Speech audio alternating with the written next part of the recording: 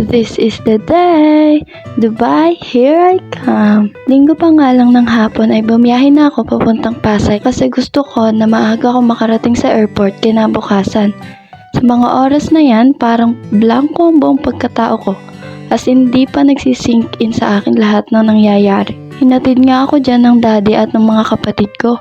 Hanggang Calapan Port lang, mahal kasi ang pamasahe. Kaya sa lahat ng mga nanlibre sa akin tuwing luluwas ako, salamat! Tatagpuin naman ako ng aking mother sa Batangas kasi diretso kami sa kamag-anak namin para makitulog ng isang gabi. Sila rin kasi maghahatid sa akin sa airport. Super aga nga namin pumuntang airport. Nung time na kasi na yan ay kasagsagan ng mga delay flights, kaya inassume ko na sobrang haba ng pila sa counter checking. Pagpasok ko nga sa NAIA Terminal 3, ay una kong kinonfirm kung okay na ba ang travel tax ko. Tapos mahigit isang oras ako naghintay magbukas ang counter checking. Pakatagal. Kaya naisipan kong ipabalot itong dalawa kong luggage para safe. After nyan, immigration na. Super dasal na ako sa mga oras na yan na sana maging smooth lang ang lahat. Pagdating ko nga sa immigration officer, tinanong lang ako kung saan ako pupunta. Sabi ko sa Dubai po. Tapos sunod na tanong, anong gagawin mo doon? Ang sagot ko, wala lang po, di ko pa po alam.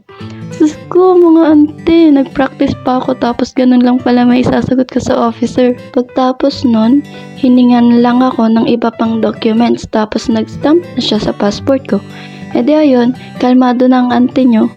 After mascan ng mga gamit ko, hinanap ko muna ang boarding gate ko bago ako kumain. Mahigit 30 minutes, boarding na rin kami sa wakas.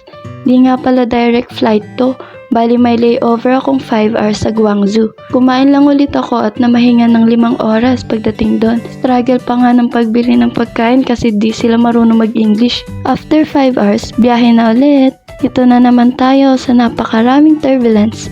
Napakasakit sa tiyan. And finally, andito na ako. Grabe pala talaga ang init dito sa Dubai. Akala ko matindi na ang init sa Pilipinas. Ay di pala papatalo ang Dubai sa init ng panahon. Anyways, yun lang muna. Bye!